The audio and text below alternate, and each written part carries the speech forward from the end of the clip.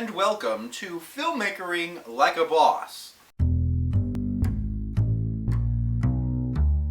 Now, I don't claim to be an expert, but I am an award-winning filmmaker, and more than that, I have a passion for filmmaking, which is really all you need to get started. That being said, it never hurts to knowledge up your brain a little bit on how to do it well. In the last episode, I suggested that you start paying attention to the cinematography in the things that you watch and what the cinematographer is trying to tell you through his shot compositions. Studying other people's work is a great way to get started, and you absolutely should do that. But now I would like to suggest I'm gonna use the word better, way to study said cinematography. Consider watching something that you have seen many times with the sound off, so you can only see the images that are on the screen and you can't hear what's going on. See if you can follow along with the storytelling and the mood and the feelings based solely on the visuals. With something that you have seen before, this should be relatively easy.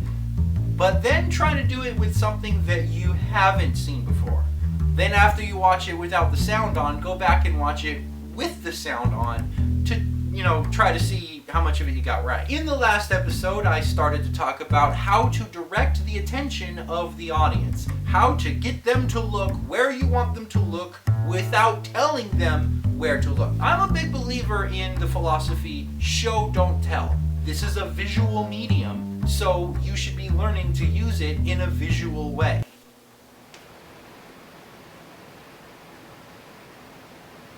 Now I'm going to have fan noise for the rest of the...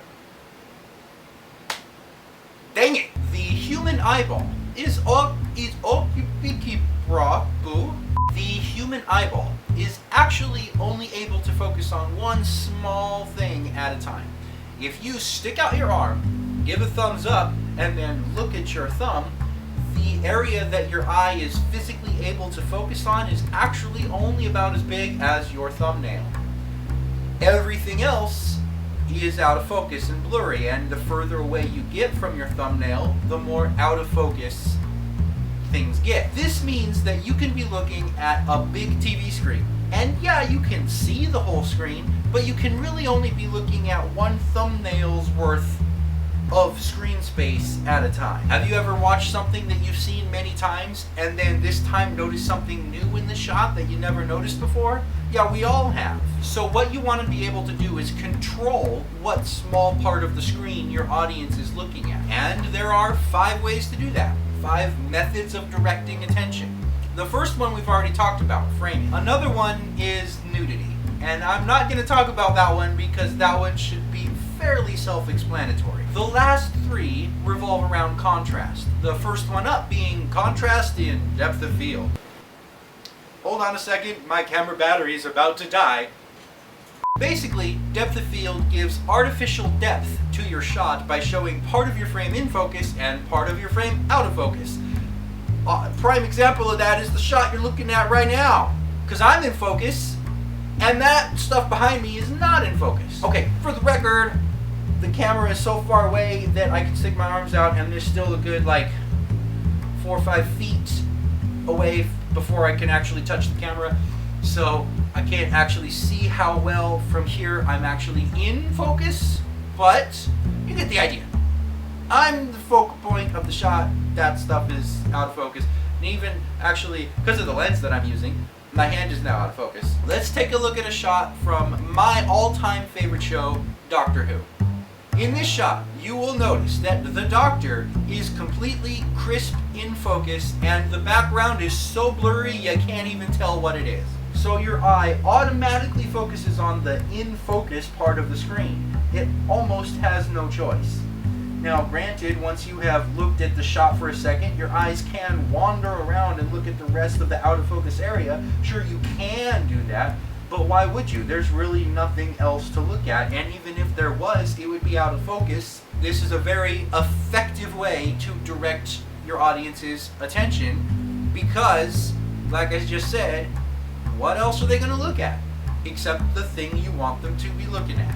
Now, I still have a whole lot to say about depth of field and how to effectively use it in your shot compositions. And there are still 2 more methods of directing attention that I haven't even talked about yet. but I just can't give it all away in one video. So, hit that subscribe button, then on the little pull down menu, hit the little box that says send me notifications upon upload so you can follow along on the next episode of Filmmakering Like a Boss. Here at the end screen, I would like to invite you to see some of my filmmakering in action by clicking on one of these links over here to some of my stuff that I have done. Also, there is really only about a week left to support the GoFundMe for Easily Amused Group Productions in 48 Film Project 2016 because we go into production on the 22nd of this month, which is just over a week away from now. So, I would like to invite you one last time to visit our campaign page at the link right down here and consider helping us compete in 48 Film Project 2016. If you can't afford to donate any money, that's totally fine. No worries. I completely understand. Money's a tight thing. But you can still help us out by sharing the campaign page or even sharing episodes of this show, since I talk about it here at the end screen. That would still help out a lot, actually. It really would. Thank you for watching the Easily Amused Group, the show that doesn't need roads where it's going.